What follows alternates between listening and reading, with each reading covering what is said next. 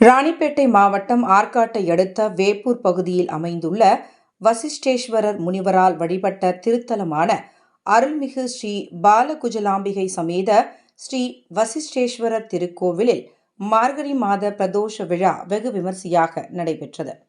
முன்னதாக கோவிலில் உள்ள நந்தி பகவான் மற்றும் கருவறையில் இருக்கும் வசிஷ்டேஸ்வரர் சிவபெருமானுக்கு அரிசி மாவு, கதம்ப பொடி, மஞ்சள், தயிர், இளநீர், தேன், பன்னீர், பால், விபூதி, பஞ்சாமிர்தம், குங்குமம், பன்னீர் உள்ளிட்ட பல்வேறு வாசனை திரவியங்களை கொண்டு சிறப்பான முறையில் அபிஷேகம் செய்யப்பட்டு மகாதீப ஆராதனை காட்டப்பட்டது.